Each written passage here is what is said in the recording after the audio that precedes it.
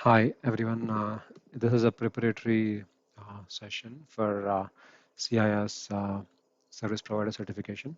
So most of the content will be audio based, but wherever like there is a need for text, I will write it here in the section. So first we'll look at some of the system properties. The first one is glide sys domain partitioning.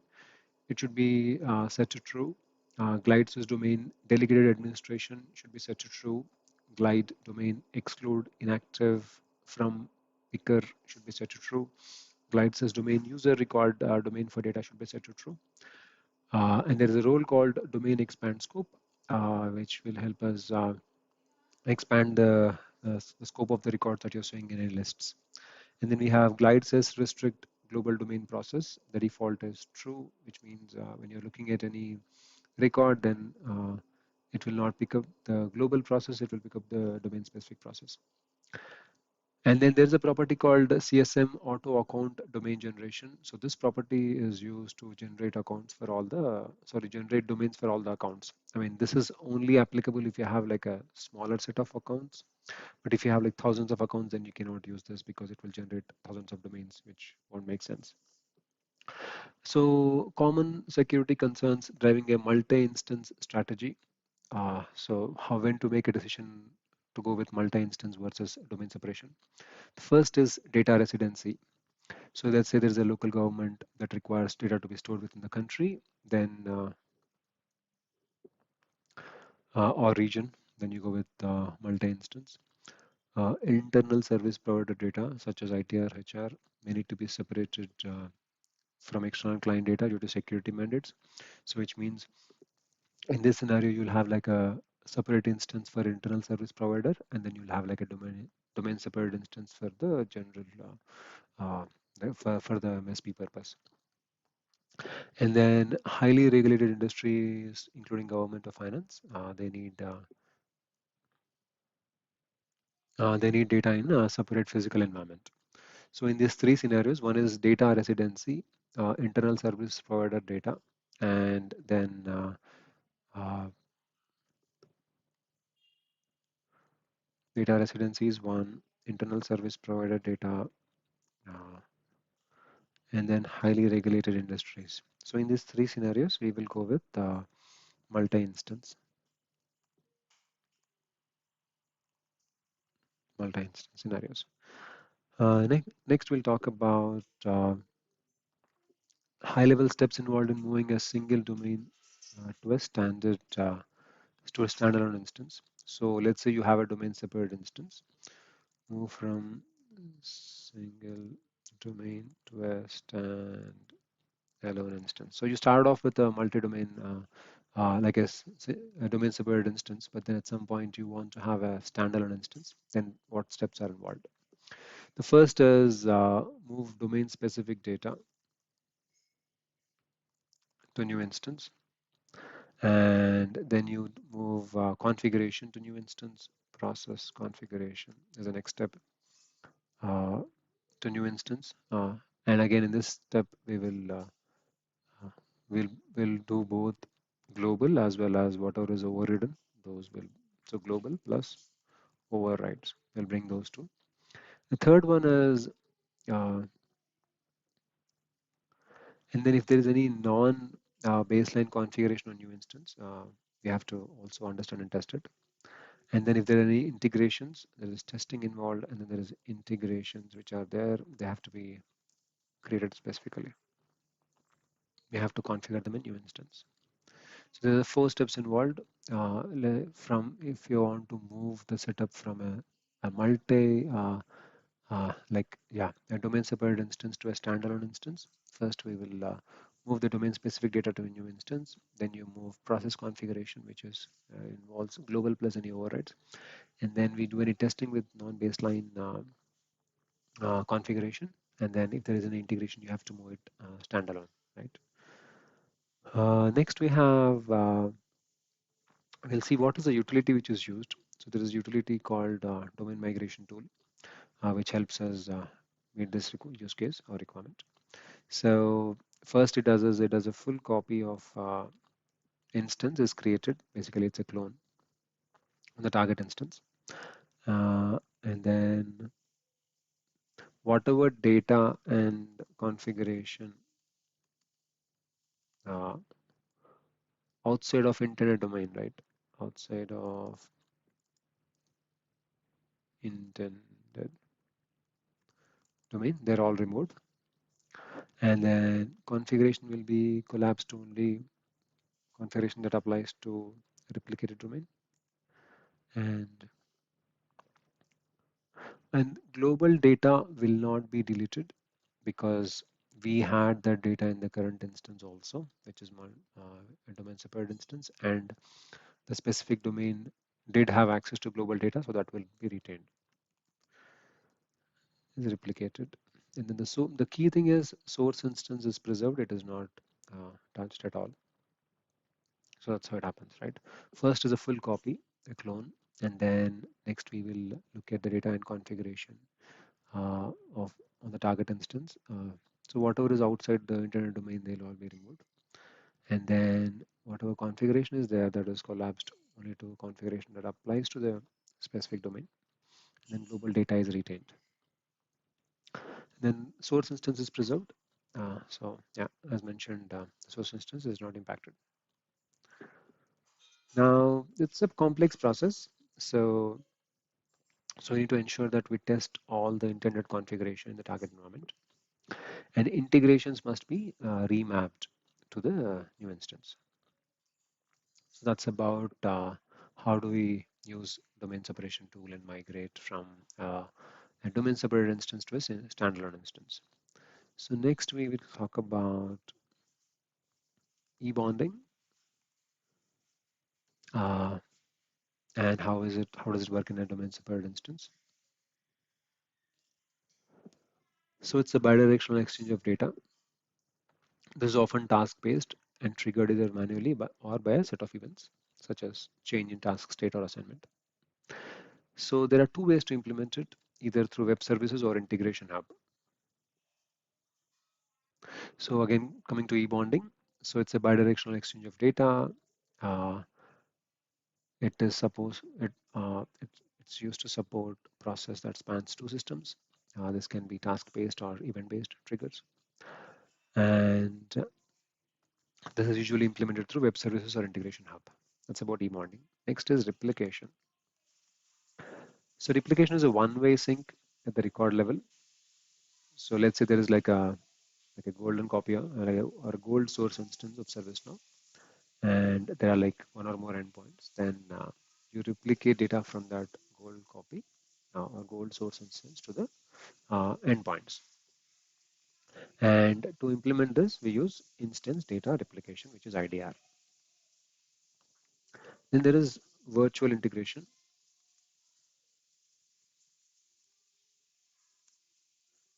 So here it's a one-way integration, but only from read-only perspective or from viewing data. One way. Instance data replication is also one way. There's a two-way. E-bonding is two-way. It's one way and read only. So this is implemented using remote tables. So three scenarios. One is e-bonding, which is a two-way integration, which is used to support process that spans two systems, implemented using web services or iHub.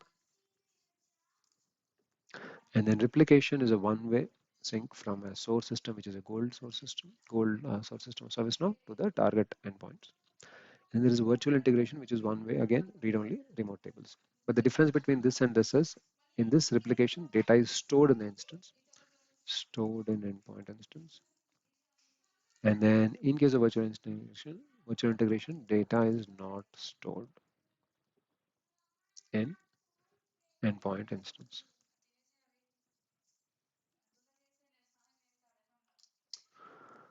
And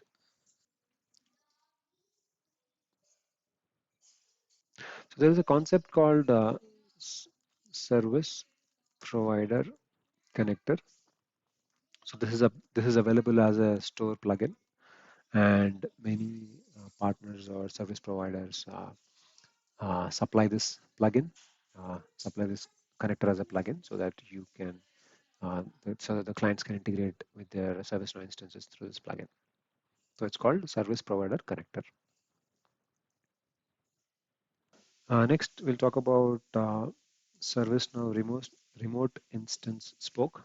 So this spoke has to be installed on both source and target instances, and this is used for rebonding. And then we have something called as Integration Hub Remote Processing, and the purpose of this is to do a little more complex e-bonding. For example, create correlation between records and managing attachments, uh, sending payloads to remote instance, and transforming inbound payloads to complex objects. So this does a little more complex integration or rebonding. So where we actually want to do a processing, while the remote instance spoke is more like a lightweight way of rebonding. And then we have something called as rebonding for telecom and remote catalog. So this is more from TSM perspective, where service offerings can be easily shared across uh, instances using service catalog, and then whatever requests which are initiated from the customer service instance, uh, which can be fulfilled by service providers agents. Then we'll talk about some good practices when doing e-bonding or any integration. The first thing is the integration has to be domain aware.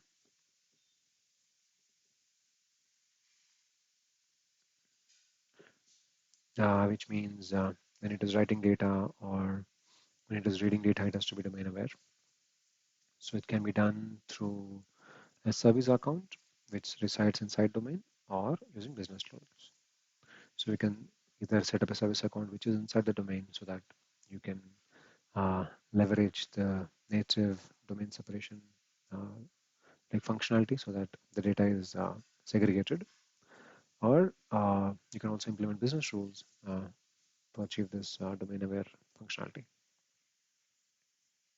Next is IDR, which is instance data replication, and it doesn't have a native support for domain separation. The configuration tables do not contain a domain field, and which is why there is no automated way of to ensure that the replicated data is domain separated, which means you have to take care of building the additional configuration so that the integration still remains domain aware, right? Uh, Next, we'll talk about a concept called global queue, where agents will be logged into one instance, but uh, they can be assigned with tasks from another instance. So the idea here is the agents from service provider can be assigned with tasks from various instances from different customers. So this is achieved through instance data replication concept, right, or remote tables. Again, because the data doesn't reside in the service provider instance, but they'll be able to view and work on the tasks which are assigned to them. Next, we'll talk about remote tables. This is used to facilitate working with non-persistent data, which means data is not saved in ServiceNow data center. Records are cached in memory, so which means the read time will be faster. But you can still sort, group, filter, build reports, and access it from a script. Remote tables cannot extend other tables. Remote tables will have a prefix or preface of u underscore st underscore so that we know that they are remote tables. The way to populate a remote table is through a script definition. There are two objects which are available in scope. One is v underscore table, which essentially is used to interact with the table, and then v underscore query, which is used to query the external source. Cache TTL, which is time to live, is a configuration which can be done, which defines for how many seconds the data can live in the instance, or for how long the data will reside in the instance. Remote tables don't support domain separation by nature, which means there is no field in the remote table to identify that it's a domain separated record. But the script definition can be used to control how data is retrieved, and domain separation can be achieved through that mechanism. Now to compare Integration Hub and remote tables. So if you want to simply want to use temporary external data, you will go with remote tables. But if you want a little more advanced importing and transforming options, then you use Integration Hub along with Flow Designer. Again, if you want to build some custom integrations. Next, we'll talk about different personas. The first one is technical architect. He or she builds domain hierarchy. Next is platform owner, responsible for platform's performance uh, and availability of for all domain separate tenants. And there is customer fulfiller, responsible for fulfilling customer staff requests, and process owner uh, works mainly in the queue instance or the sandbox instance. Next, we'll talk about admin role and how it impacts a domain separated instance. While an admin user can reside in a domain separated uh, instance and within a domain, but they still will have ability to update system properties and make system-wide changes. So carefully, the assessment has to be done before granting admin role to any users. And in like it's a good practice to have at least one administrator account in global domain so that they'll have the required data visibility and they can troubleshoot. Next comes domain specific configuration. The goal is to minimize domain specific configuration as much as possible as it impacts maintenance and upgrade costs. The purpose of domain separation is intended to keep fulfiller users from seeing data from other companies. And next comes plugin, domain separation plugin. So when you install this plugin, it adds the field called sys underscore domain to tables to make them to enable them to support data separation. It also creates few business rules to set domain based on caller and company fields. Few new rules are added to enable again domain separation support, and then few system properties are created that enable domain separation and also to enable domain related behaviors. There are two key roles. One is domain admin, which generally stays with system admin, but if any group requires customer onboarding functionality, then this role can be given. It doesn't contain any roles. Next, we have domain expand scope. This role is given to fulfillers who work on multiple domains. Again, admin can toggle domain scope without this role, but if fulfillers require to toggle domain scope so they can see data from other domains, then they require this domain expand scope role. Next is top versus global, as in uh, like which admin should stay in top domain versus which ones stay in global. So generally it is recommended that all admins stay in global domain, but if there are any admins in charge of system-wide configuration, then they can be in top domain. Next, we talk about a system property called glide sys domain enabled. This system property enables data separation on the instance. Data separation. The next property is glide system domain delegated administration. This enables process separation. Then we talk about demo data. So when we are enabling domain separation plugin, it's a good practice to not uh, enable it with or install it with demo data in production instance because it brings in few dummy domains which are not relevant from production perspective. And coming to a record and its domain, right? A record will load in its own domain when it is viewed, and the reference fields will be restricted to that domain unless uh, the user chooses to toggle domain scope from additional actions. So let's say there's an example where there's an assignment group which is not part of a domain, but the the task has to be assigned to that assignment group. Then the user can toggle domain scope, and they'll be able to see the assignment groups from other domains. It's that way they can assign that task to that assignment group. Now, next we talk about the sequence of steps you perform when you want to install domain separation plugin. First, you contact sales, then you log into iPortal, go to service catalog. When you activate plugin, then you activate. Then once you activate the plugin becomes available in the platform or on your instance, and then you activate support domain extensions plugin. Next, we talk about company and user records. So company is what is generally used to drive domain. So on a company record, we assign a domain to it. And similarly, when you create a new user, you assign that to a company.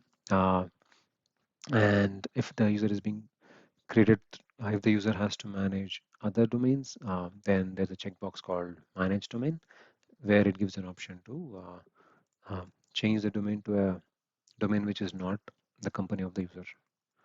So manage domain.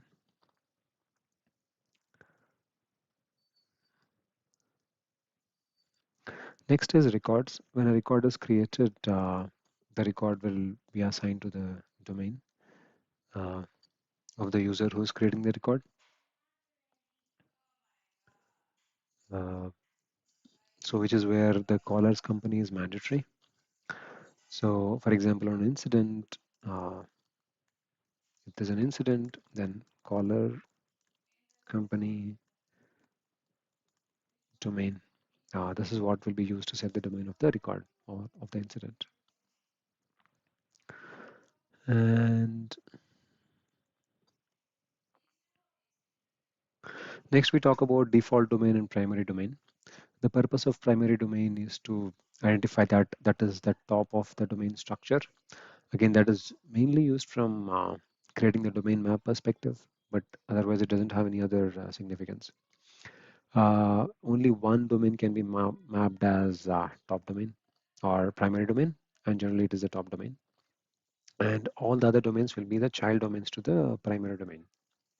And there is also a concept called default domain. The purpose of this domain is to act as a placeholder, which means if the record doesn't have a domain, or if it is either going into global domain or yeah, if it goes into global domain, then it's a good practice to not make it go into global domain, because every user can see global domain data. So which is where rules can be set up to push data into default domain. And as mentioned, there can be only one primary domain in the platform on the system.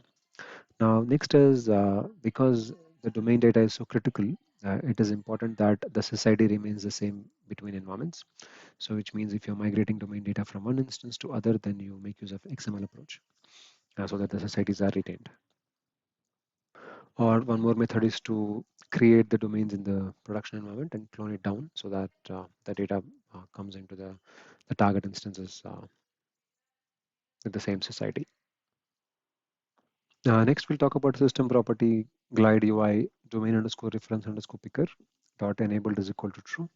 So this helps you see the domain list of domains in the domain picker uh, like as a name instead of a slash separated text, so that it's easy to find the right domain when you are making the selection. Next, we talk about data versus process in a domain structure. So data bubbles up in the hierarchy and it is visible from higher domains, which means higher domains can see lower domain data. Uh, and process flows down and applies to child domains, which means whatever configuration is done in higher domains is also applicable to child domains. Next, we'll talk about the domain of a record. In general, the user's primary domain is set at the user session level when they log in, based on the domain of the user record. And then this is their domain throughout their session. And the next is user record. The domain field on user record is there's a column called domain, which is instance underscore user. And next is the record context, which means if a record is in a specific domain, then that domain will be used to display the process configuration on the record. And there is a system property to control that. The name of the system property is glide sys domain user underscore record underscore domain. That's the system property. So when you enable that, the record is displayed in uh, the records domain. As in, for example, there is a form layout with this, which is specific to the domain of the record. Then the record will be displayed in that form layout, even though the domain of the user is different. And now let's talk about how domain separation applies at the database level. So there is a column called sys underscore domain, which is added to data tables. So this helps system build queries in the background to retrieve data based on the specific domain. Uh,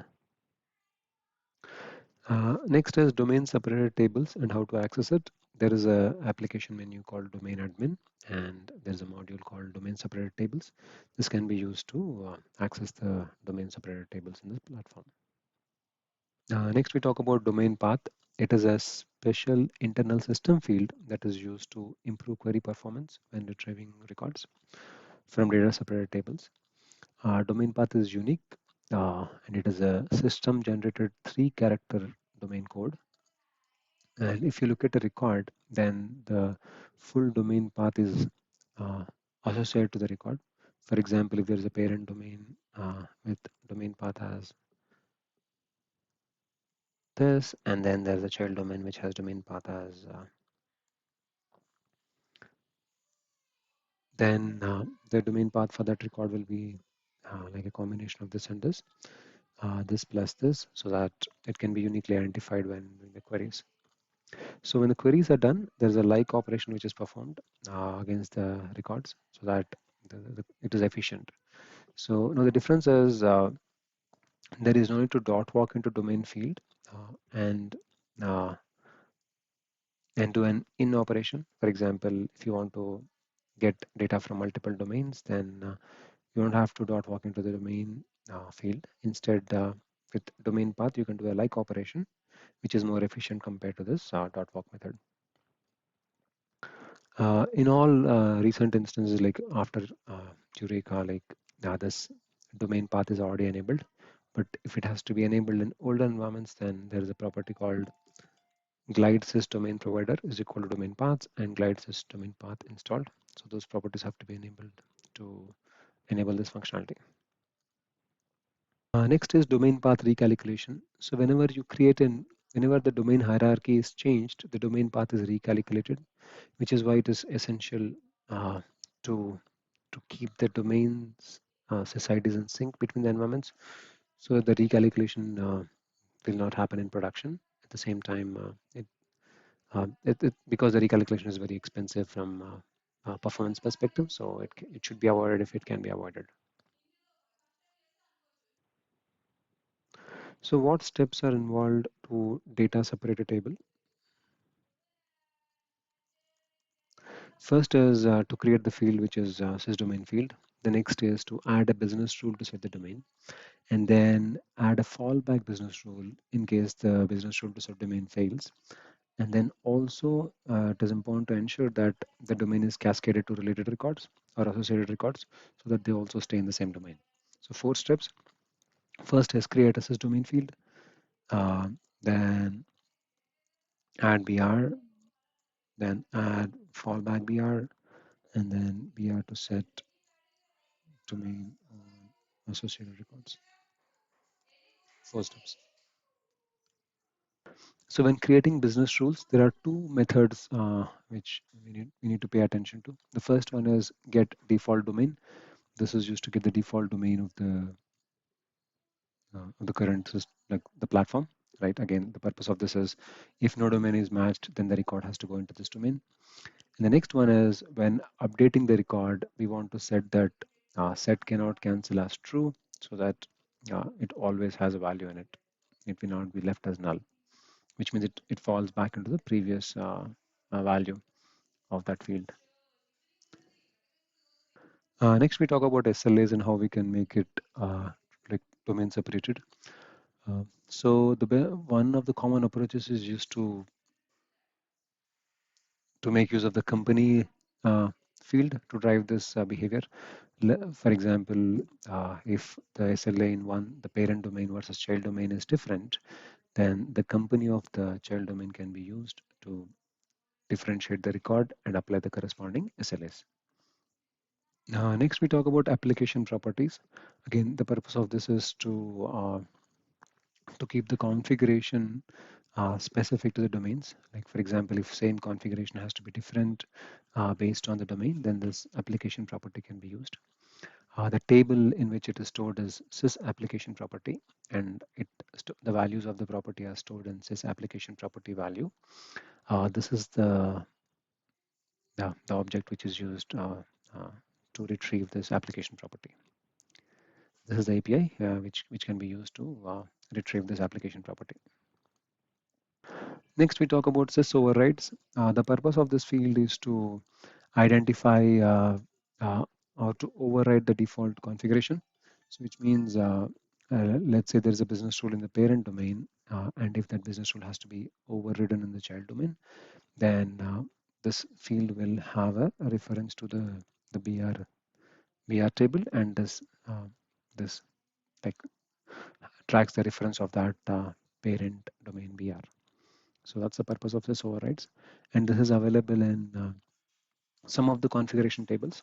So there are some configurations which are excluded by default from overriding. So we'll talk about that. But there are also some configurations which can be overridden. For example, forms and list layouts, UI policies, business rules, SLAs, assignment rules, flow design and workflows, email notifications. So these are all properties, I mean, processes which can be uh, separated using this sys override functionality.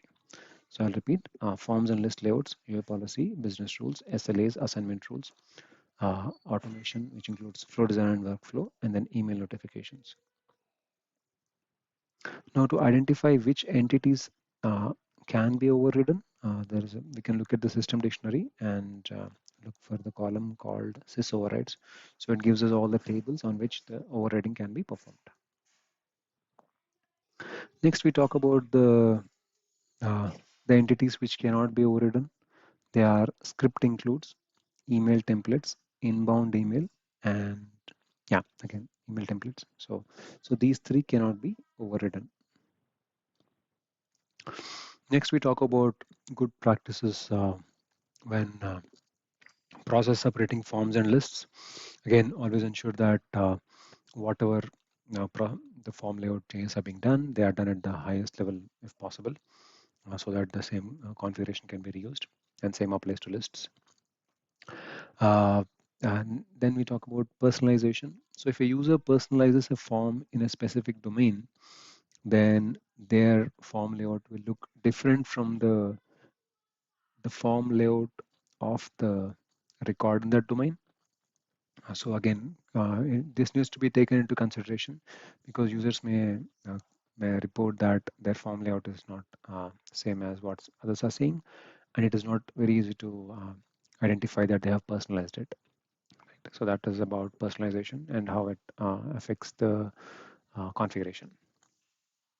And next is service portals. So you can there are two approaches. One is you can have single portal, but with a domain separation applied at the widget level, or you can have portal per customer.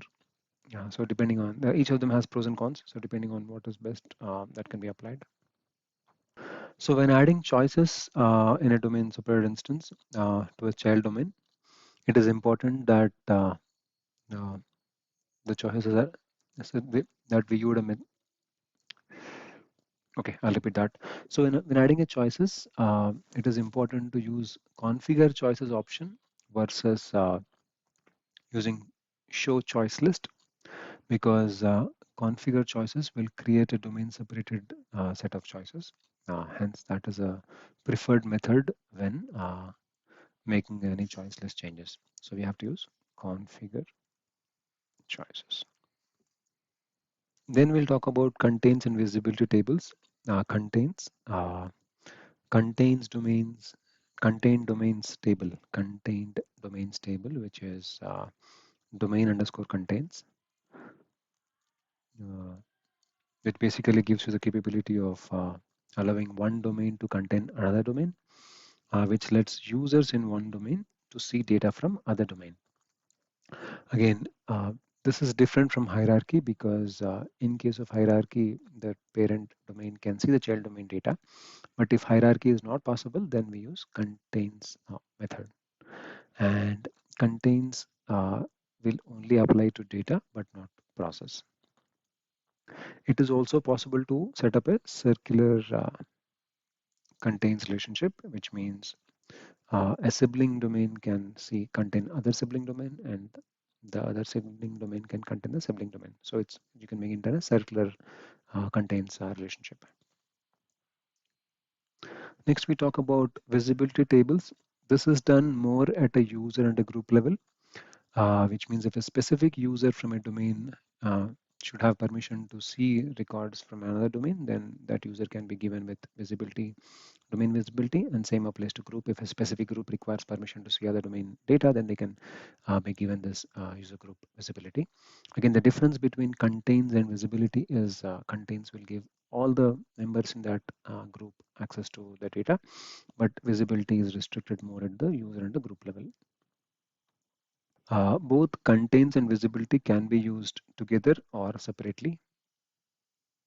Next, we talk about data loads. When loading data, it is essential to be domain aware, which means it is important to understand to which domain the data has to be loaded. So the user of the scheduled import, or if you're the user account using which the data load is executed, that domain will be used to create or update records as part of data load. And uh, when you have a transform map which has reference fields, then it is expected or it is preferred that the choice action is set to ignore, so that accidentally uh, data doesn't get created in the reference fields in the wrong domain. Next, we talk about coalesce fields. So when, for example, when you're doing a user load, then it is important to ensure that while the data can be part of different domains, but the user IDs should still remain unique, uh, to ensure that the coalesce field can be of a more of an email address field versus the ID field, so that it can remain unique. And next is the purpose of company field. Company field can be used to set the domain of the user record. Now, to ensure that run business rules should be enabled on the transform app, so that the business rules will execute after the record is created, and then the domain is set based on the company field. Next, we talk about multi-provider SSO. The purpose of this functionality or the plugin is to have multiple login strategies, which can be defined based on a single instance to support various authentication strategies for service provider customers. So, which means if each customer has their own SSO to authenticate users, then multi-provider SSO plugin can enable that functionality. Next, we talk about applications and what level of support is available for the applications. So when it comes to applications, there are three categories of support when it comes to domain separation. The first one is basic, where data is domain separated. Logic is present to ensure proper data routing, caching, uh, rollup and aggregations. Global configuration operation is available for multiple tenants. So three things. One is data is domain separated, and then there is logic which is present to ensure proper data routing. and caching, rollups and aggregations, and global configuration operations for multiple tenants. Next, we have standard, which is the next level to uh, basic, which is the next incremental level to basic. Here, application properties are domain aware. Business logic can be domain separated by instance owner, instance owner per tenant. So this is a keyword. So instance owner per tenant. So in case of standard, application properties can be are domain aware as needed, and business logic can be domain separated by instance owner per tenant. Then we have enhanced. Here, the keyword is data-driven process. So data-driven process is enabled, which can be configured by tenants. So tenants can configure their own.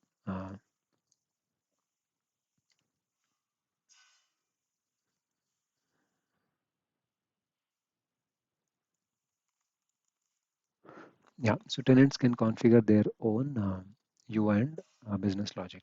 So three levels of support. One is basic, where again I'll repeat, data is domain separated. Logic exists to ensure proper data routing and global configuration operation for multiple tenants. Then we have standard. The instance owner will do the configuration as required. If any business logic has to be domain separated. And then application properties are domain aware. And then is enhanced, where data-driven process enables configuration by tenants uh, through a UI to drive business logic. Next, we have service catalog and how domain separation is applied.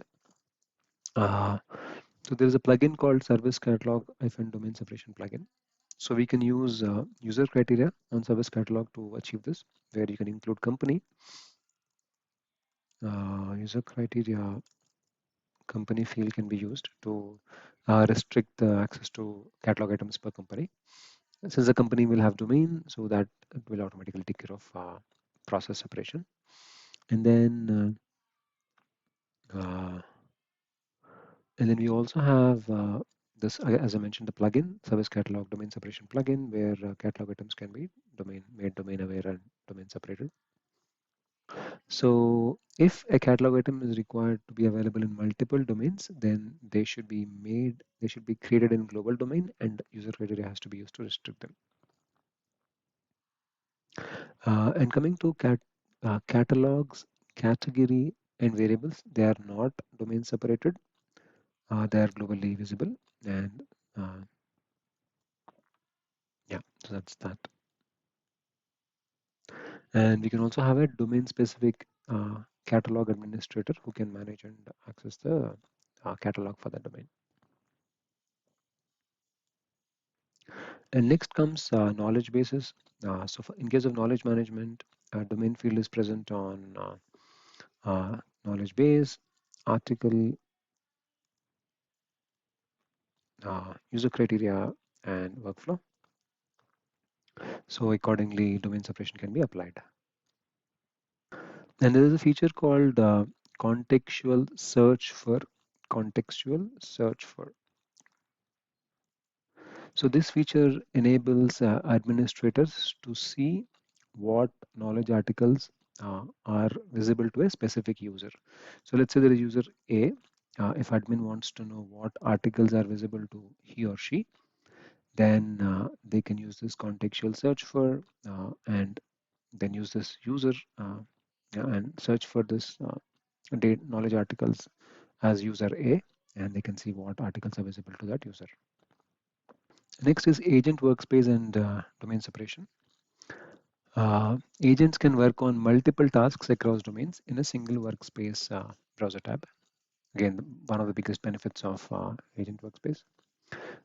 They can switch context without having to leave the browser tab. So now, but unlike the classic user interface, agents do not explicitly set their session domain using domain picker. So that is not possible. New records are generally created in the domain of user uh, of the task or the caller opened for in case of interaction. So there is a functionality called a pre-form which can be set up that will take minimal information it can precede the interaction form. Yeah, so as I mentioned, there is a functionality called preform, which can be set up that can display before the main interaction form. So there, some basic information can be collected, and accordingly, the correct domain can be identified. This is very similar to the concept of interceptor or wizard. Uh, and there are three system properties which control this preform functionality. The first one is glide sysdomain use domain determining field. And so this one is a true or false, so which will control whether the preform has to be visible before creating an interaction. And then next is glide sysdomain use domain determining field or default. So this tells the default field which is used to determine the domain. And then we have an override option here also, where if you want to select any other field in the table which is not domain determining field, then the third property is used, which is glide sysdomain determining field dot table name. Next, we talk about subscription management. So for subscription management, there is a module called domain compliance overview module. It's a dashboard which will allow you to access your top 20 domains and the subscription such as access, fulfillment, and produce accounts by user and application uh, on per domain basis. Again, this is only applicable for top 20 domains. So next we talk about workflows and domain separation. So for workflows, there are two tables, WF underscore workflow and WF workflow version. Now the domain and override fields are carried in WF underscore workflow table. Workflows fully support domain separation, and accidentally if you save a workflow in the wrong domain, it can be easily fixed by going to the sysdomain field of workflow and modifying the domain. And in terms of execution, they execute in the domain of the user who initiate the record and not the domain of workflow definition, which means if a user is trying to access a record in child domain, then the workflow of that record will be executed, which means the workflow definition in the child domain is executed instead of the workflow itself if it's in the parent domain, right? Next, we talk about flow and domain separation. So flows, actions, and subflows belong to the domain of user who creates them. So it means they are data separated. And flow, actions, and subflows again run from the domain of a specific user. So there's an option called run as on the flow, and that can be used to define this. And again, since there's data separation, so flow designer can only access content from the current domain context. But one key difference is flow designer runs all flows whose trigger conditions are met. Right. The key is flow designer runs all flows whose trigger conditions are met, which means if there is an override in the child domain, and if the trigger condition is met on that, it will also execute along with the parent domain's flow. So it is important to have the required conditions so that the duplicate flow will not be run. And unlike workflows, a flow in one domain cannot override or prevent a flow from another domain from running. So flow, yeah, again I repeat, flow in one domain cannot override or prevent a flow from another domain from running. But in case of workflows, it can be done. Uh, so when designing a flow, it is important to understand that the runners user controls the flow domain, which means if the user using which the flow is executed, if they don't have access to some of the lookup data, then that information is not available for the flow to access. Next, we talk about integrations and how domain separation applies to them.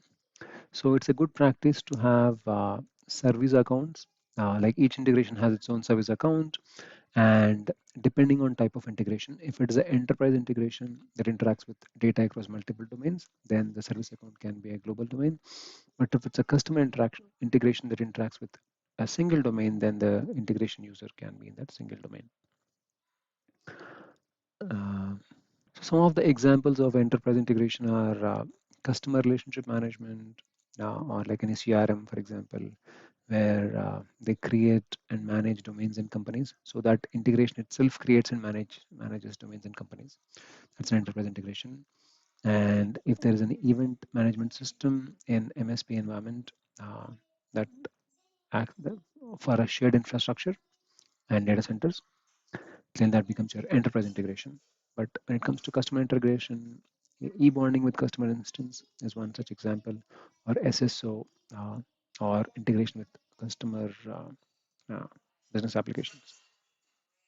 Next, we talk about update sets. So update sets are global.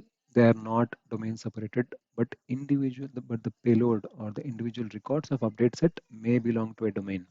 So which means when you commit an update set, the domain has to be global, but it commits in the right domain based on the domain of the individual record. So which also means that the domain SSID has to remain same in the source and target instances so that when the record is committed, it commits in the right domain. Next is scoped applications. Again, scoped applications can be domain separated. They can be created in the scopes. We can leverage delegated development in conjunction with domain separation to manage which components administrators and developers can modify. And we can also allow specific subsets of admin roles to users on a per application basis, such as we can have scripting, UI modification, and others. We can delegate that to a specific set of users.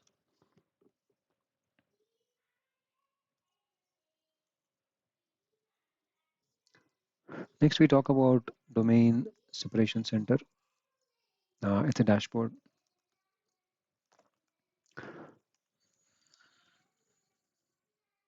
So this domain separation center allows us to configure and run schedule audits. So these are audit definitions are stored in domain audit definition table, and these are used to identify any errors or warnings in the domain configuration.